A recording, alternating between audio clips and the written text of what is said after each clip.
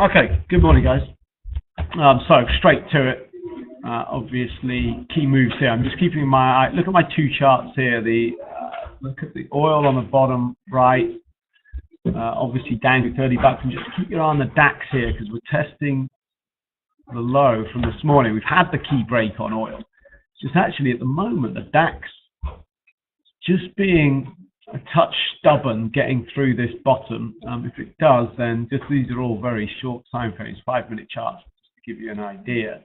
Some of the sort of targets for the DAX, if we slide low, we've obviously gapped open, gapped to the downside after a very strong US session yesterday that saw, in the end, the DAX rally over 300 points, actually, straight to the upside. There's a bit of reluctance here from the equity space. Remember, for oil, and let's just go to daily charts, because for oil, obviously, this is new lows. We're just now sneaking through that low point we had earlier on in the week.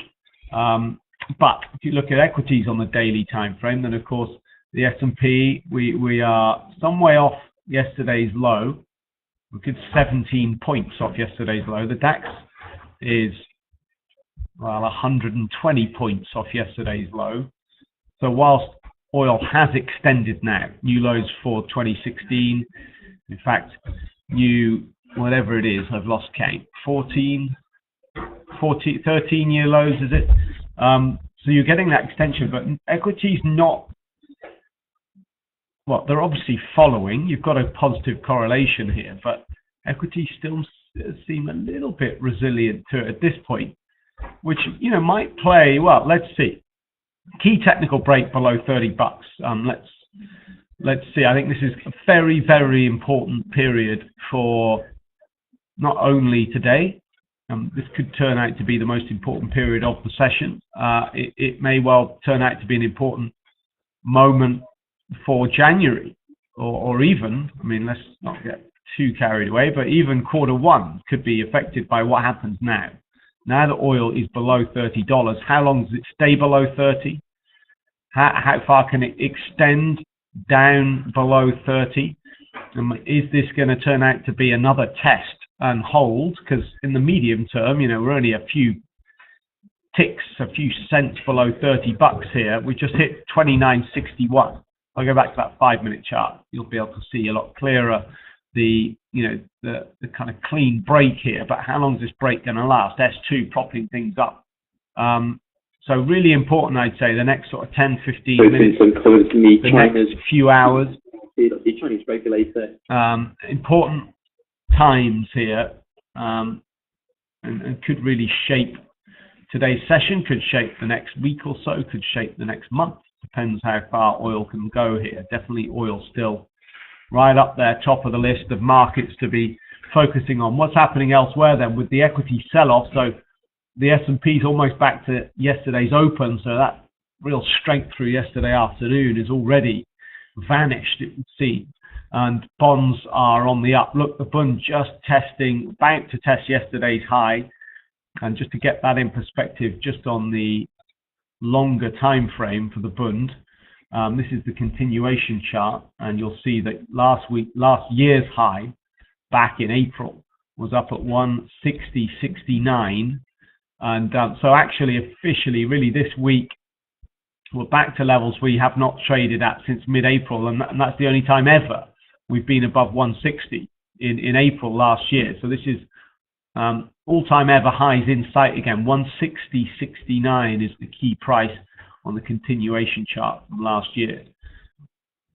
So a bit of risk off here, which seems like a bit of a shame, given that we'd had a nice sort of, I would say, sort of relief rally yesterday. You go to like your 1-hour charts and see that move on US equities yesterday afternoon was impressive. You know, really impressive. The S&P touched down after the US Open, touched down on 1871, and then boom, it was almost a 60-point rally, which is exceptional. You know, you very rarely see moves of that kind of magnitude, especially to the upside on a percentage basis.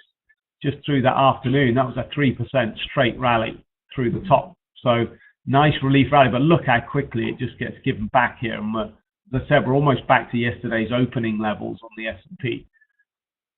Just thinking about this in percentage terms, 1871 yesterday, what does that mean in terms of the percentage decline that we've had just in this wave lower this year? We're almost 10% down. If you go back to that little top we had on the penultimate trading day of 2015 on the 30th of December up at 2075, a full 100-point rally.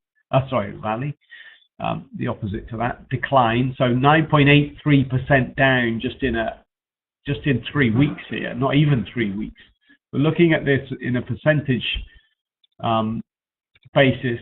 If you go back to the high point that we had last year, the all-time high for the S&P back in May, 2,134, where we trade now is 12.18%, if you go off yesterday's low.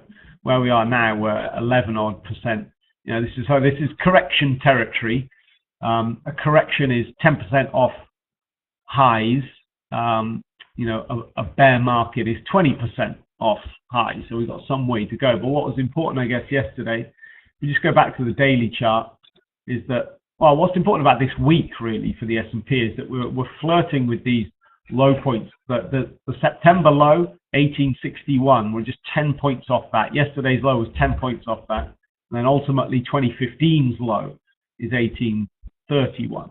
So these are some of the targets if this, you know, exceptional move to the downside continues. But we'll see. Let me just go back to the weekly chart because this is the final day of the week and it's been a disaster for 2016.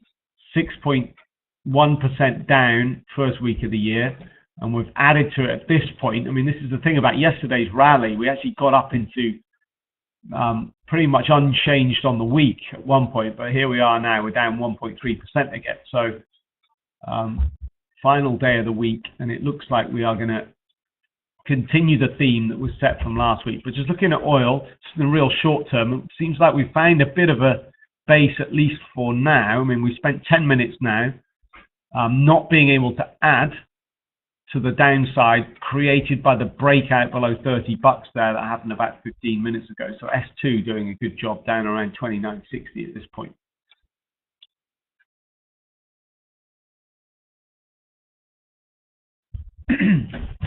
Other things, you know, just picking up on some of that stuff. Well, let's just talk about oil briefly again. So, I mean, wow, oil's down 4.5%. It's only 9 a.m.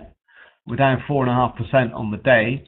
Of course, as we reverse what was a nice push higher yesterday afternoon for crude, and this certainly helped with the upside in the equity space. And we went up and we tested the high point from Wednesday, but ultimately that just capped that momentum and we kind of went sideways into the close. But today it's been one way, and that is south. A weak Asian session. What's happened is really Asia have led this year, and in fact China has led. I mean global markets I'm talking about, which is odd. It's not normal. Normally Europe and the US sessions happen, and then China opens and Asia opens the following day and just takes the lead from the West, if you like. Let's just call Europe and the US the West. It's the Western, you know, large developed markets that tend to lead the rest of the world. It's just that this year it's been the opposite.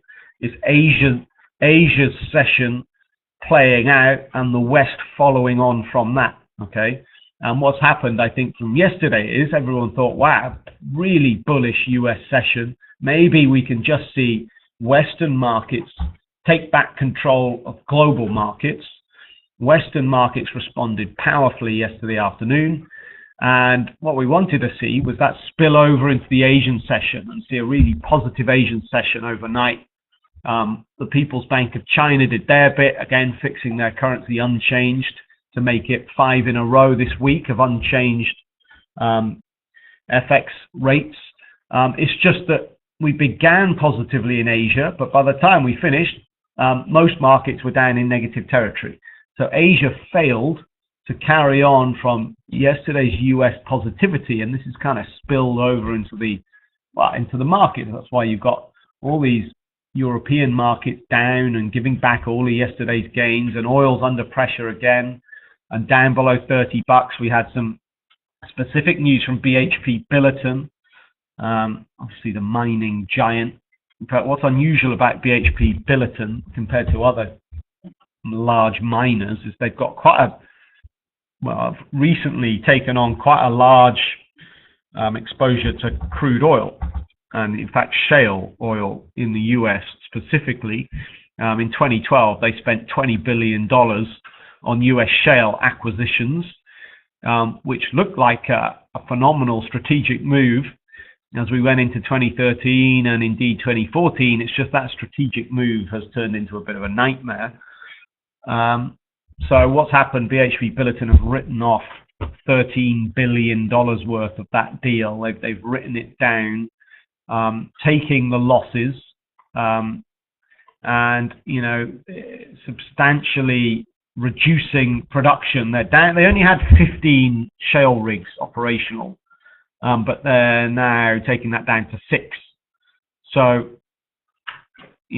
just more evidence that there's pain in the US shale industry, despite the fact we get these inventory data every week that seem to point to resilience. There's how long that resilience in the shale industry can last for, I'm not so sure. But at the moment, this isn't, you might think, well, that's a supply negative, isn't it? If BHP Billiton are admitting their pain and making very significant write-downs and, being very vocal about reducing production, that should be supply negative, price positive, because it isn't here. And, we're just getting a continuation of this very, very sentiment-driven marketplace. In terms of equities, this week, a second capital outflow week for US equities. $12.5 billion have come out of the US equity markets this week. That's adding to even more last week. So we've actually had almost $30 billion get taken out of US equities in 2016, which is the largest amount of capital outflow from US equities for over a year now. So the risk off certainly continues, and it looks like we're going to end the week as we started, despite the fact we got that bounce yesterday. So with yesterday, what we did get, importantly, and something that's important for today's session, is the US monetary policy window, because Bullard made some comments yesterday that definitely need to be taken note of. And we've got a couple of Fed speakers this afternoon. I'll bring up the data calendar in a sec. But firstly, Bullard yesterday, he said, let me just get his comments up. Now, he's been pretty hawkish recently. When I say recently, I mean over the last few months, and, in the lead up to the hike, pretty hawkish and not being afraid. Bullard's quite, one of the more sort of, I'd say, media-friendly Fed guys. He'll be on CNBC quite regularly. You won't tend to see any of the others on there very much. So he's not shy. He likes getting out in front of the media, and he's certainly been delivering a hawkish message in the recent months in the lead up and actually post-hike. But what he said yesterday was, with renewed declines in crude oil prices in recent weeks, the associated decline in market-based inflation expectation measures is becoming worrisome. He said one circumstance where one may be concerned is when inflation expectations themselves begin to change due to the changes in crude oil prices. So if consumers start linking crude oil prices to the mindset that they expect prices to drop, then this can all be a self-fulfilling scenario, and indeed prices then have dropped because consumers don't pay unless prices are going down. And then, of course, this just kind of locks in a downward inflation environment. So Bullard making some, I would say, surprisingly dovish comments with regards to expectations. What we've seen in the last couple of, if you go back to the start of the year, just 2 weeks ago, it was more than a 50% chance of a March rate hike. It was a 52% chance, in fact. Now it's just a 33% chance of a March hike, and actually now markets are not expecting hike 2 until June. So just in the last few trading days, we've seen a substantial reversal in the expectations about the Fed's hike number 2. Not that this is played into dollar weakness particularly. Look at the dollar against the euro here, which has been really a messy consolidation ever since the ECB disappointment start of December. But you have had some dollar strengthening flows, I would say, with a lot, perhaps, well, maybe the dollar's, maybe it's a safe haven certainly against commodity currencies. And so you've had some dollar strength against the commodity currencies for sure. So there's some dollar positive themes out there in the markets, which is perhaps just preventing dollar weakness as a result of a reduction in rate hike expectations from the Fed. But I guess when you're looking at things like cable, certainly we've had dollar strength here. And as I'm speaking, we just made another move below, new low for the week, so another new multi-year low here. The Bank of England keeping things unchanged yesterday at 8.1, unsurprisingly. But yeah, certainly sterling weakness has been a theme of 2016, just as much as commodity and oil weakness and equity market weakness. So look, let's have a look at the calendar for today. We actually got a big day today for the US, first time of the week really. There's not much out of Europe. We've got construction numbers out of the UK shortly in about 8 minutes, trade balance data at 10 o'clock. But really the key actions this afternoon, and that's on the US minus 0.1% on the month expected for December. Ex-autos, you're expecting plus 2%. We've got some PPI and the retail sales control group number. That's a good measure of quarter 4 GDP. That'll be out as well. Then we get PPI inflation numbers. Annualized, we're expecting ex-food and energy PPI to remain, sharply in negative territory at minus 1%. We also get Empire manufacturing data expected relatively unchanged at minus 4. We get industrial production data at 215. Also expected negative minus 0.2. Then you get University of Michigan consumer sentiment number at 3 o'clock, which is expected at 93, but it'll be interesting to see how damaging has this financial market risk-off phase been over the last couple of weeks. How damaging has that been to consumer confidence? At the moment, the expectation is that it hasn't been damaging at all, which I think is optimistic. So you may well see this come in, this disappoint as a result of financial market impact on consumers. We'll see though. So this comes, really important afternoon for data. We'll also get a couple of the big banks reporting earnings after JP delivered some decent numbers earlier in the week. We got Citi and Wells Fargo today. So the earnings season continues to kind of get started. Fed speak, let me just scroll down. The important ones will be Dudley at 2 o'clock and then Williams at 10 past 4. Certainly Dudley is dovish. Williams they've got down as neutral here. But of course, and then Kaplan later on after the European close. But off the back of Bullard's comments, off the back of the risk off of the year, are the Fed going to start steering their message towards one of more caution? And are we going to see markets being right, where markets have priced in 2 hikes in 2016, whereas the Fed are communicating 4? And, at the moment, the Fed's view of 4 hikes is looking phenomenally unlikely. So are we going to see their message steer down towards less than 4 hikes? This will be important. Okay, so let's get to it. Last day of the week, just go to some 1-hour charts to finish off the briefing here. And it looks like for now, we've got a little phase of stabilization. Still crude oil. Let me go to a 5-minute chart on crude. Still crude is stabilizing just after that one burst only. We have that one break at 8:55, that one move lower, and actually it's been been one and done at the moment. Here we are half an hour later, and we have not added to that 1.40 break. So moving back up towards $30, which is looking likely at this point. $30 now key resistance, so it'll be important to see how the market responds at that point. Okay, that's it for now, guys. Key data this afternoon. So after this bout of action here, things might settle, in which case just be cautious. We got important data flow this afternoon, both on the data front, but also Fed speak as well, and earnings from US financials. So should be an interesting afternoon with some decent opportunity. All right, enjoy the session. Thanks.